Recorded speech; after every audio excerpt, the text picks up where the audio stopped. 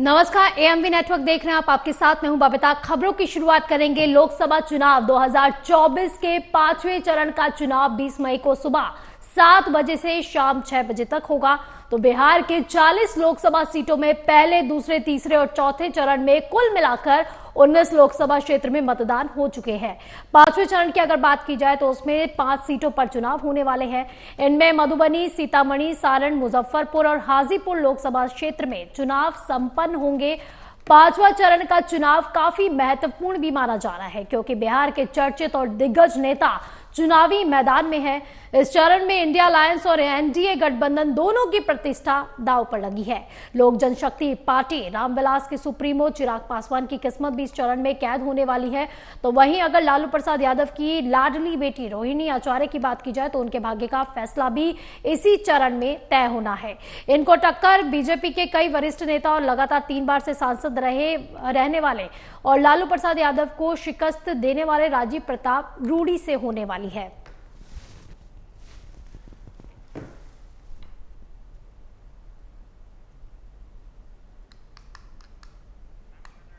तो यानी कि कल 5वें चरण का मतदान शुरू हो जाएगा। तो इसी बीच जो है बिहार की सीटों पर, सभी सीटों पर जो है दिग्गज नेताओं की साख जो है वो दांव पर लगी है। इसी बीच बिहार की जो राजनीति है उस पर भी कई जो है नेताओं की नजर और कई लोगों की नजर भी है क्योंकि जिन सीटों पर इस बार चुनाव होने वाले हैं उनमें कई दिग्गजों की साख दांव पर लगेगी। तो 20 मई को सुबह 7 बजे से शाम 6 बजे तक चुनाव होंगे।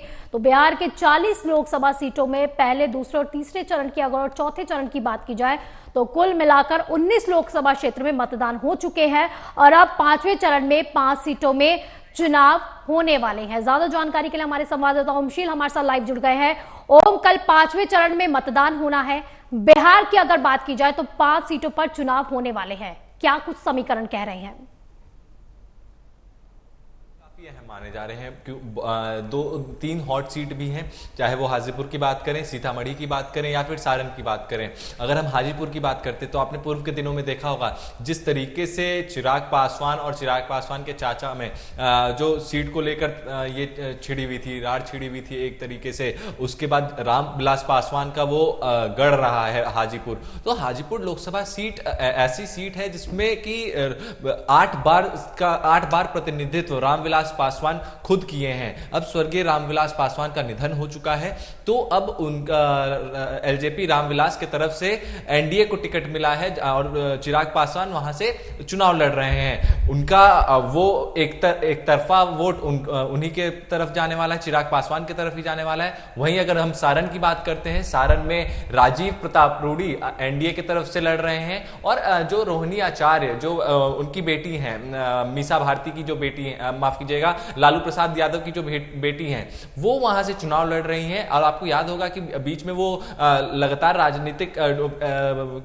बातचीत में और बयानबाजी भी वो करते रहती हैं एक्स पोस्ट के माध्यम से। तो कहीं ना कहीं ये जो सारी चीजें हैं वो काफी हाई प्रोफाइल बना देती हैं लालू 3 बार से सांसद वहां से। क्योंकि 2014 की अगर बात करते हैं बबीता, तो 2014 में राबड़ी देवी को शिकस्त राजीव प्रताप रूडी ने दिया था। 2009 में लालू प्रसाद यादव को राजीव प्रताप रूडी ने सारण से हराया था। तो कहीं ना कहीं एक काफी बड़े चेहरे के रूप में राजीव प्रताप रूडी सारण से हमें दिखते आए हैं। और अगर हम बात करते हैं इन 5 सीटों के जो मतदाता हैं, 95,50,000 के करीब वहां पे इन 5 सीटों पर मतदाता है। वहीं अगर हम पुरुष वोटरों की बात करें तो 49,72,000 के करीब वहां पर वोटर्स हैं। और वहीं महिलाओं की बात करें तो 45 लाख के करीब है। और जो फर्स्ट टाइम वोटर्स हैं, जो निर्णायक भूमिका में हमेशा से होते हैं, जो ये 5 जो सीटें हैं उन पर वो 1,24,000 वोटर्स जो पहली बार मतदान कर रहे हैं।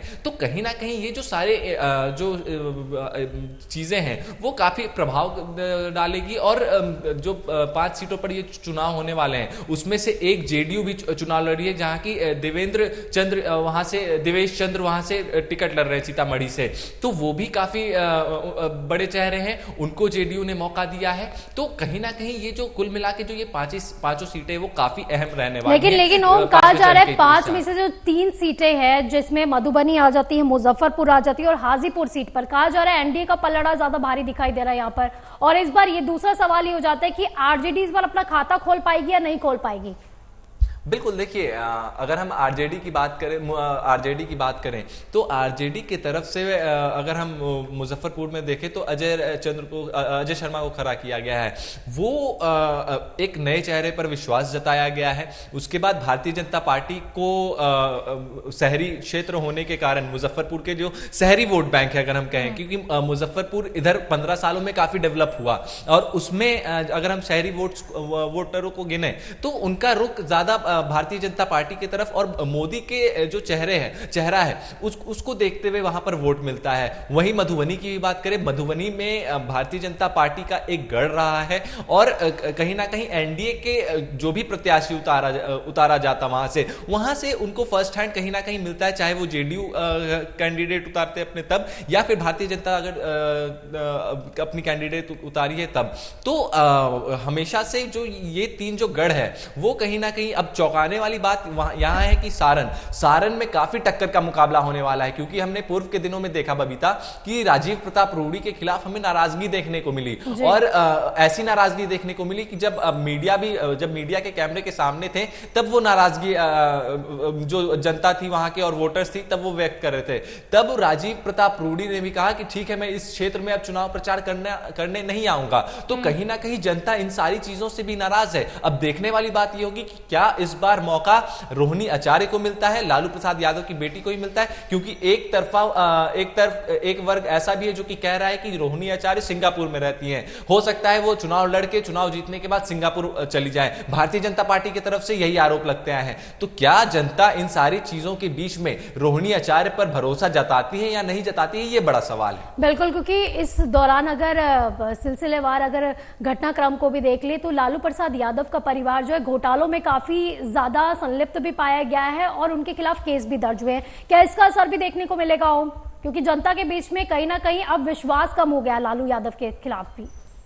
देखिए, इसी का नतीजा रहा कि कहीं ना कहीं 2009 जो लालू प्रसाद यादव सारण लोकसभा सीट से हारे और 2014 में जो मोदी मैजिक था, जो लोग कहते हैं कि मोदी का हवा था, तो इसलिए वो लालू प्रसाद यादव 2014 में भी हार गए। तो कहीं ना कहीं ये जो सारी चीजें हैं, लालू प्रसाद यादव हारते हैं 2014 में, फिर राबड़ी देवी हारती हैं, तो ये सारी चीजें एक फैक्टर रही जिसको लेकर जो जनता है, जो घोटाले हुए वो उसकी बात अगर कर लें। लेकिन अगर 2024 का समीकरण हम देखते तो तेजस्वी यादव लगातार मेहनत कर रहे हैं जमीनी स्तर पर, वो लगातार यात्राएं निकाल रहे हैं। जन विश्वास यात्रा उन्होंने कुछ दिन पहले निकाला था, ठीक लोकसभा चुनाव से पहले, और लगातार रैलियां भी कर रहे हैं। तो कहीं ना कहीं जो तेजस्वी यादव एक अपने पक्ष में और राष्ट्रीय जनता दल के पक्ष में एक माहौल बनाने की कोशिश कर रहे हैं, क्योंकि हमें जन समर्थन भी तेजस्वी यादव को यात्रा कर रहे हो या फिर रैली कर रहे हो तो जन समर्थन भी हमें देखने को मिल रहा है। लेकिन क्या वो जो जन समर्थन है और जो जनता का भीड़ है उस भीड़ को वोट बैंक में क्या वो तब्दील कर पाते हैं, ये बड़ा चुनौती होगा। तो क्या इस बार नाम और काम को या काम को लेकर वोट मिलने वाली है, नाम को लेकर वोट मिलने वाली, जो जाति ही इस बार भी हावी दिखाई दे रही है ज्यादा? देखिए, अगर हम बात करें तो 2014 और 2014 और 2019 में नाम के दम पर वोट मिली इन सारे क्षेत्रों में। अब अगर हम ग्राउंड की बात करें, अगर ग्राउंड जीरो की बात करते हैं, तो वहां पर कहीं ना कहीं वहां के लोकल मुद्दे काफी हावी हैं। चाहे वो पानी का मसला हो या फिर कई गांवों में जो बिजली के कनेक्शन दिए गए हैं उसका मसला हो, या फिर जो एक काफी अहम मुद्दा जो विपक्ष के नेता चाहे वो राहुल गांधी हो, तेजस्वी यादव हो, तमाम लोग उठाते आए हैं कि बेरोजगारी का मुद्दा, वो उस क्षेत्र में काफी ज्यादा है। तेजस्वी यादव हमेशा से दावा करते आए हैं कि जब वो डिप्टी सीएम रहे थे तो उन्होंने 5 लाख नौकरी दी और उन्होंने ये भी दावा किया था कि अगर मैं कैबिनेट में बैठूंगा तो नौकरियां दूंगा, और वैसे ही वो नौकरियां दिए भी, ऐसा वो दावा करते हैं। तो क्या ये जो दावा है इससे क्या जनता तक ये चीज पहुंच पाई है, ये नौकरी देने वाली बात जनता तक पहुंच पाई है, क्या ये धरातल पर उतर पाया है और जनता इनसे खुश है या नहीं है, ये आने वाला वक्त बताएगा। और 4 जून की वो तारीख जिस दिन मतगणना होगा वो बताएगा। और बिल्कुल, और ये भी पता चल जाएगा किसके दावे सच्चे और किसके दावे झूठे। फिलहाल के लिए बहुत बहुत शुक्रिया आपका इन तमाम जानकारी के लिए।